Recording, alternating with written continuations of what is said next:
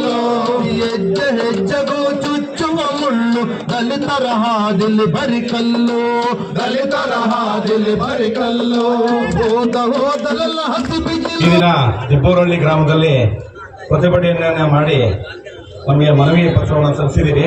ಈ ಮನವಿ ಪತ್ರವನ್ನು ಸ್ವೀಕಾರ ಮಾಡಿದ್ದೇನೆ. ಇದನ್ನ ಮುಂದಿನ ಹಂತಕ್ಕೆ ತಲುಪಿಸೋ ಕಾರ್ಯವನ್ನ ಅಮಿತ್ ಶಾ ಹೇಳಿರ್ತಕ್ಕಂಥದ್ದೆಲ್ಲ ಬಿಜೆಪಿ ಮತ್ತು Amit Shah with NDA partners ಹೇಳಿರ್ತಕ್ಕಂಥ ಮಾತಿದು. NDAಗೆ ಸಪೋರ್ಟ್ ಮಾಡ್ತಾ ಇದ್ರಲ್ಲ ಅಂಗಸಂಸ್ಥೆ ಅಂಗ ಪಕ್ಷಗಳು, ಅವ್ರ ಕೈಯಲ್ಲಿ ಹೇಳಿರ್ತಕ್ಕಂಥ ಮಾತು. ಆಗ್ಲೇ ಹೇಳ್ತಾ ಇದ್ರು ಅಣ್ಣ ಅವರು, ಇದು ನಾಟ್ ಓನ್ಲಿ ಏನು ಅಮಿತ್ ಶಾ ಹೇಳಿರೋದು, ಅಮಿತ್ ಶಾ ಹೇಳಿದಾರೆ ಅಂತಂದ್ರೆ ಇಡೀ ದೇಶ ಹೇಳ್ದಂಗೆ ಅಂತ. ಇಡೀ ದೇಶ ಹೇಳ್ತಾ ಇದೆ. ಅರ್ಥ ಮಾಡ್ಕೊಳ್ಳಿ. ನಾವೇನಾದ್ರೂ ಕೈ ಕಟ್ಕೊಂಡು ಮನೆಯಲ್ಲಿ ಕೆಲಸ ಮಾಡ್ಕೊಂಡು ಜಮೀನಲ್ಲಿ ದುಡ್ಕೊಂಡು ಮನೆಯಲ್ಲಿ ಕೂತಿದ್ರೆ ನಮ್ಗೆ ಉಳಿಗಾಲ ಇಲ್ಲ. ಹೊಸ ಸಂವಿಧಾನವನ್ನು ಜಾರಿ ಮಾಡಲಿಕ್ಕೆ ತಯಾರು ಮಾಡ್ತಾ ಇದ್ದಾರೆ. ಅಂಬೇಡ್ಕರ್ ಬಂದಿರ್ತಕ್ಕಂಥ ಸಂವಿಧಾನ ಸರಿ ಇಲ್ಲ, ನಮ್ಮದೇ ಸರಿ ಇದೆ ಸಂವಿಧಾನ, ಇದನ್ನೇ ಜಾರಿ ಮಾಡ್ಬೇಕಂತ ಹೊರಟಿದೆ. ಹಾಗಾಗಿ ನಾವು ಕಣ್ಣು ಮುಚ್ಕೊಂಡು ಕೂತ್ಕೋಬಾರ್ದು. ಇವತ್ತು ನಿಜವಾಗ್ಲೂ ಕೂಡ ಸಾಧನೆ ಮತ್ತೆ ಬಶೆಟ್ಟಹಳ್ಳಿ ಹೋಬಳಿಯವರು ನಿಜವಾಗ್ಲೂ ಕೂಡ ಒಗ್ಗಟ್ಟಾಗಿ ನಾವು ಇದನ್ನ ಖಂಡಿಸಬೇಕು, ಅವನ ರಾಜೀನಾಮೆಗೆ ಒತ್ತಾಯಿಸಬೇಕು ಅಂತೇಳಿ ನೀವೆಲ್ಲರೂ ಕೂಡ ಸೇರಿದ್ರಲ್ಲ, ನಿಜವಾಗ್ಲೂ ಕೂಡ ನಿಮ್ಮೆಲ್ಲರಿಗೂ ನಾನು ಅಭಿನಂದನೆ ಸಲ್ಲಿಸ್ತೇನೆ. ಮುಖ್ಯಮಂತ್ರಿ ಒಂದು ಸಂಸತ್ತಿನ ಒಳಗೆ ಒಂದು ಮಾತನ್ನ ಅವರು ಹೇಳಲಿಕ್ಕೆ ಬಯಸಿದ್ದಾರೆ. ಅವರು ಹೇಳಿದ್ದಾರೆ. ಏನ ಮಾತು ಹೇಳಿದ್ದಾರೆ ಅಂದ್ರೆ, ಆ ವಿರೋಧ ಪಕ್ಷದವರು ಏನೋ ಒಂದು ಪ್ರಶ್ನೆ ಕೇಳಿದಾಗ ಆತ ಹೇಳಿದಾನೆ, ಏನು ನೀವು ಯಾವಾಗ್ಲೂ ಅಂಬೇಡ್ಕರ್ ಅಂಬೇಡ್ಕರ್ ಅಂಬೇಡ್ಕರ್ ಅಂತ ಅಂದ್ಬಿಟ್ಟು ಜಪ ಮಾಡ್ತೀರಿ, ಈ ಅಂಬೇಡ್ಕರ್ ಅನ್ನೋ ಜಪಾನ ಬಿಟ್ಟು ದೇವ್ರ ಧ್ಯಾನ ಮಾಡಿದ್ರೆ ನೀವು ಸ್ವರ್ಗಕ್ಕೆ ಹೋಗ್ತೀರಿ ಅಂತ ಅನ್ನೋ ಒಂದು ಮಾತನ್ನ ಸಂಸತ್ನಲ್ಲಿ ಹೇಳಿದ್ದಾರೆ ಇವತ್ತು. ಅಂದ್ರೆ ಈ ಮಾತನ್ನ ತಾವು ಯಾರೋ ಒಬ್ಬ ಆರ್ಡಿನರಿ ಒಬ್ಬ ಮನುಷ್ಯ ಹೇಳಿದ್ರೆ ನಾವು ಎಲ್ಲೋ ಏನೋ ಗೊತ್ತಿಲ್ದಿರ ಹೇಳಿದಾನೆ ಅಂತ ಅಂದ್ಬಿಟ್ಟು ನಾವು ಸುಮ್ಮನೆ ಇರ್ಬೋದಾಗಿತ್ತು. ಒಬ್ಬ ಈ ದೇಶದ ಗೃಹ ಮಂತ್ರಿ ಏನಾದ್ರೂ ಒಂದು ಮಾತು ಹೇಳಿದ್ರೆ ಅದು ಒಂದು ದೇಶ ಹೇಳಿದಂಗೆ. ಇವತ್ತು ಈ ದೇಶದ ಎಲ್ಲ ಜವಾಬ್ದಾರಿ ಮತ್ತು ಎಲ್ಲರ ಜನರನ್ನ ರಕ್ಷಣೆ ಮಾಡುವಂತಹ ಜವಾಬ್ದಾರಿ ಹೊತ್ತಿರುವಂತಹ ಒಬ್ಬ ಗೃಹ ಮಂತ್ರಿ ಡಾಕ್ಟರ್ ಬಾಬಾ ಸಾಹೇಬ್ ಅಂಬೇಡ್ಕರ್ ಅವರ ಬರೆದಂತಹ ಸಂವಿಧಾನದ ಅಡಿಯಲ್ಲಿ ಇವತ್ತು ಕೆಲಸ ಮಾಡುತ್ತಾ ಇರುವಂತಹ ಒಬ್ಬ ಈ ಕಿಡಿಗೇಡಿ ಅಮಿತ್ ಶಾ ಅನ್ನೋ ಒಬ್ಬ ಜಾತಿವಾದಿ ಇವತ್ತು ಸಂಸತ್ತಲ್ಲಿ ಮಾತು ಹೇಳಿದ್ದಾರೆ. ಅಂದ್ರೆ ಎಷ್ಟರ ಮಟ್ಟಿಗೆ ಇದು ಸರಿ ಅಂತ ಅನ್ಬಿಟ್ಟು ಈ ದೇಶದ 150 ಕೋಟಿ ಆಲೋಚನೆ ಮಾಡಬೇಕಾಗಿದೆ. ಇವತ್ತು ಈತ ಅಮಿತ್ ಶಾ ಹೇಳಿರುವಂತಹ ಹೇಳಿಕೆ ಇಡೀ ದೇಶದಲ್ಲಿ ಇವತ್ತು ಬೆಂಕಿ ಹತ್ತಿ ಉರಿತಾ ಇದೆ. ಇಡೀ ದೇಶಾದ್ಯಂತ ಇವತ್ತು ಈತನ ಹೇಳಿಕೆ ವಿರೋಧವಾಗಿ ಇವತ್ತು ಪ್ರತಿಭಟನೆಗಳು ನಡೀತಾ ಇದ್ದಾವೆ. ಬಾಬಾ ಸಾಹೇಬ್ ಅಂಬೇಡ್ಕರ್ ಅವರ 100 ಕೋಟಿಗೂ ಹೆಚ್ಚು ಜನರಿಗೆ ಇದು ಒಂದು ಅವಮಾನ ಆಗಿದೆ. ಇವತ್ತು ಅಮಿತ್ ಶಾ ಅವರು ಮಾತಾಡಿರೋದು ಇದನ್ನ ನಾವೆಲ್ಲರೂ ಅರ್ಥ ಮಾಡ್ಕೋಬೇಕು. ಇವತ್ತು ಒಂದು ಪ್ರಜಾಪ್ರಭುತ್ವದಲ್ಲಿ ಒಂದು ಡೆಮಾಕ್ರಸಿ ಸಿಸ್ಟಮ್ ಅಲ್ಲಿ ಇವತ್ತು ಅಮಿತ್ ಶಾ ಮಾತಾಡೋದು ಬಿಟ್ಟು ಯಾವುದೋ ಈ ಮನುಧರ್ಮದ ಒಂದು ವಿಷಯದಲ್ಲಿ ಒಂದು ಜಾತಿನ ಒಂದು ಧರ್ಮನ ಪ್ರತಿಪಾದನೆ ಮಾಡುವಂತಹ ಒಂದು ಸನ್ನಿವೇಶನ ಸೃಷ್ಟಿ ಮಾಡಿ ಇವತ್ತು ಈತ ಸಂಸತ್ತಲ್ಲಿ ಮಾತಾಡಿದ್ದಾನೆ. ಇದು ಅಕ್ಷರಾಂಶ ಅಪರಾಧ. ಇದು ಸಂವಿಧಾನಕ್ಕೆ ಬಗೆದಂತಹ ದ್ರೋಹ. 150 ಕೋಟಿ ಜನರಿಗೆ ಅವಮಾನ ಮಾಡಿರತಕ್ಕಂಥ ಹೇಳಿಕೆ ಇದು ಅಮಿತ್ ಶಾ ಮಾತಾಡಿರೋದು. ಇದನ್ನ ನಾವು ಇವತ್ತು ಸಂಘಟನೆಗಳು ಏನು ಇವತ್ತು ಇದ್ದೀರಿ, ನಾವು ಇವತ್ತು ತೀವ್ರವಾಗಿ ಇದನ್ನ ನಾವು ಖಂಡಿಸ್ತಾ ಇದ್ದೀವಿ. ಇದನ್ನ ನಾವೆಲ್ಲ ಅರ್ಥ ಮಾಡ್ಕೋಬೇಕು. ಈ ದೇಶ ಜಾತ್ಯತೀತ ರಾಷ್ಟ್ರ. ಡಾಕ್ಟರ್ ಬಾಬಾ ಸಾಹೇಬ್ ಅಂಬೇಡ್ಕರ್ ಅವರು ಸಂವಿಧಾನವನ್ನು ಏನು ಬರೆದಿದ್ದಾರೆ, ಇದರಲ್ಲಿ ಎಲ್ಲ ಜಾತಿ, ಕೋಮು, ವರ್ಗ, ಲಿಂಗ ತಾರತಮ್ಯ ಇಲ್ದಿರ ಇವತ್ತು ಸಂವಿಧಾನದಲ್ಲಿ ಎಲ್ರಿಗೂ ಸವಲತ್ತುಗಳು ಕೊಟ್ಟಿದ್ದಾರೆ ಅಂಬೇಡ್ಕರ್. ಇವತ್ತು ಸರಿಯಾದ ರೀತಿಯಲ್ಲಿ ಸಾಮರಸ್ಯವಾಗಿ ನೀವು ಜೀವನ ಮಾಡಬೇಕು ಅಂತ ಒಂದು ಮಾತನ್ನು ಹೇಳಿದ್ದಾರೆ. ಅದನ್ನ ಇವತ್ತು ಅಮಿತ್ ಶಾ ಮರ್ತೋಗಿ ಇವತ್ತು ನಾನು ಎಲ್ಲೋ ಒಂದು ಧರ್ಮದ ಪ್ರತಿಪಾದಕನು ನಾನು, ಇಲ್ಲ ಒಂದು ದೇವಸ್ಥಾನದಲ್ಲಿ ಒಬ್ಬ ಅರ್ಚಕನ್ ನಾನು ಅನ್ನೋ ಒಂದು ರೀತಿಯಲ್ಲಿ ಇವತ್ತು ಅಮಿತ್ ಶಾ ಮಾತಾಡಿದ್ದಾನೆ.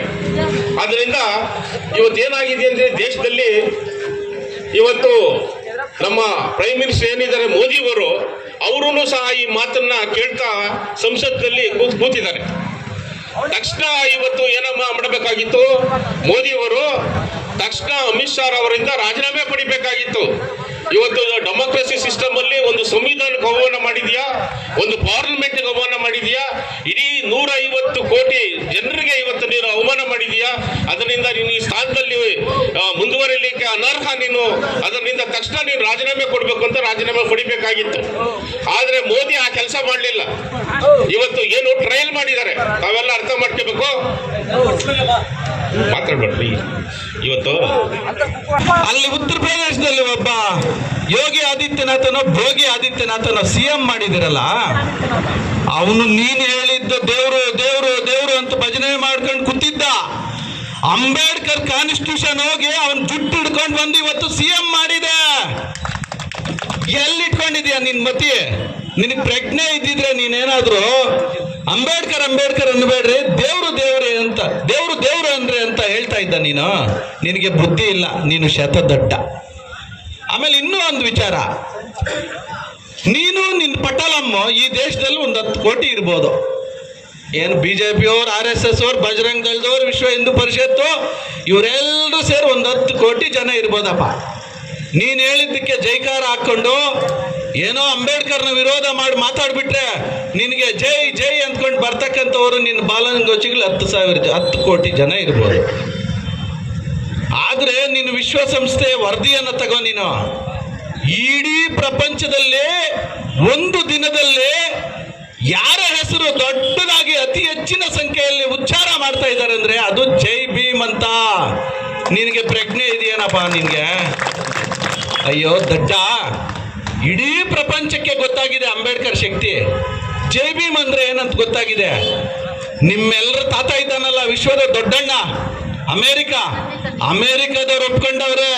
ಇಡೀ ಪ್ರಪಂಚದಲ್ಲಿ ಯಾರಾದ್ರೂ ಅತ್ಯಂತ ಮೇಧಾವಿ ಬುದ್ಧಿಶಾಲಿ ವ್ಯಕ್ತಿ ಇದ್ರೆ ಅದು ಒಬ್ಬ ಅಂಬೇಡ್ಕರ್ ಅಂತ ಒಪ್ಕೊಂಡಿದ್ದಾರೆ. ನಿನಗಿವೆಲ್ಲ ಗೊತ್ತಾಗಲ್ವಾ? ನಿನಗೆ ಗೊತ್ತಾಗಲ್ಲ ಬಿಡು. ಯಾಕಂತಂದ್ರೆ ನೀನು ಒಬ್ಬ ನರಹಂತಕ, ನೀನು ಕ್ರಿಮಿನಲ್. ನೀನು ನಕಲಿ ಎನ್ಕೌಂಟರ್ ಕೇಸ್ ಗುಜರಾತ್ನ ಹೋಮ್ ಮಿನಿಸ್ಟರ್ ಆಗಿದ್ದಾಗ ನೀನು ನಕಲಿ ಎನ್ಕೌಂಟರ್ ಕೇಸ್ನಲ್ಲೇ ಜೈಲಿಗೆ ಹೋಗಿ 3 ವರ್ಷ ಜೈಲಲ್ಲಿದ್ದು, ಜೈಲಲ್ಲಿ ಮುದ್ದೆ ಮುರಿದು ಆಮೇಲೆ ಆಚೆ ಬಂದ ತಕ್ಷಣ ನಿನ್ನ ಈ ದೇಶ ಬಿಟ್ಟು ಓಡಿಸ್ಬಿಟ್ರು. ಈ ದೇಶದ ಅಂಬೇಡ್ಕರ್ ಬರ್ದಿರ್ತಕ್ಕಂಥ ನ್ಯಾಯಾಂಗ ವ್ಯವಸ್ಥೆ ನಿನ್ನ ಈ ದೇಶದಿಂದ ಗಡೀಪಾರು ಮಾಡ್ತು. ನಿನಗೆ ಈ ಅಂಬೇಡ್ಕರ್ ಶಕ್ತಿ ಎಲ್ಲಿಂದ ಗೊತ್ತಾಗ್ಬೇಕು ನಿನಗೆ? ಹಂಗಾಗಿ ನೀನು ನೆನಪಿಟ್ಕೋಬೇಕು, ಈ ದೇಶದಲ್ಲಿ ಬರೀ ದಲಿತರು ಅಂಬೇಡ್ಕರ್ನ ಅರ್ಥ ಮಾಡಿಕೊಂಡು ಅಂಬೇಡ್ಕರ್ ಒಬ್ಬರೇ ಈ ದೇಶಕ್ಕೆ ದಾರಿದೀಪ. ಈ ದೇಶ ಮುಂದುವರೆದು ಅಭಿವೃದ್ಧಿ ಆಗ್ಬೇಕಂದ್ರೆ ಶೋಷಿತರ ಬದುಕು, ಅಲ್ಪಸಂಖ್ಯಾತರ ಬದುಕು, ಹಿಂದುಳಿದವರ ಬದುಕು ಹಸನಾಗ್ಬೇಕಂದ್ರೆ ಅಂಬೇಡ್ಕರ್ ಬರೆದಿರ್ತಕ್ಕಂಥ ಸಂವಿಧಾನದಿಂದ ಮಾತ್ರ ಸಾಧ್ಯ ಅಂತಕ್ಕಂಥದ್ದು ಅರ್ಥ ಆಗಿರೋದು ಬರೀ ದಲಿತ ಸಮುದಾಯಕ್ಕೆ. ಆದ್ರೆ ಇವತ್ತು ಈ ದಿಬ್ಬರಹಳ್ಳಿ ಸರ್ಕಲ್ ಅಲ್ಲಿ ಇರ್ತಕ್ಕಂಥ ಎಲ್ಲ ಇಲ್ಲಿ ಅಂಗಡಿಗೆ ಹಾಕೊಂಡಿದಾರಲ್ಲ, ಇವರೆಲ್ಲರಿಗೂ ಒಂದು ಕಿವಿ ಮಾತು ಹೇಳೋದಕ್ಕೆ ಇಷ್ಟಪಡ್ತೀನಿ. ಈ ದೇಶದಲ್ಲಿ ವ್ಯಾಪಾರ ಮಾಡಲಿಕ್ಕೆ ವೈಶ್ಯರು ಮಾತ್ರ ಅರ್ಹರಾಗಿದ್ರು. ಬ್ರಾಹ್ಮಣ, ಕ್ಷತ್ರಿಯ, ವೈಶ್ಯ, ಶೂದ್ರ ಅಂತ ಏನಿದ್ರು ವೈಶ್ಯರು ಮಾತ್ರ ವ್ಯಾಪಾರದಲ್ಲಿ ತೊಡಗಬೇಕಾಗಿತ್ತು. ಇವತ್ತು ಈ ದಿಬ್ಬರಹಳ್ಳಿ ಸರ್ಕಲ್ ಅಲ್ಲಿ SCಗಳ ಅಂಗಡಿ ಹಾಕಿದ್ದಾರೆ, ST ಅಂಗಡಿ ಹಾಕಿದ್ದಾರೆ, ಮುಸ್ಲಿಮ್ಸ್ ಅಂಗಡಿ ಹಾಕಿದ್ದಾರೆ, ಒಕ್ಕಲಿಗರು ಹಾಕಿದ್ದಾರೆ, ಕುರುಬರು ಹಾಕಿದ್ದಾರೆ, ಗೋಲ್ರು ಹಾಕಿದ್ದಾರೆ, ಬೋವಿಗಳು ಹಾಕಿದ್ದಾರೆ, ಮಡಿವಾಳರು ಹಾಕಿದ್ದಾರೆ, ಅಗಸರು ಹಾಕಿದ್ದಾರೆ.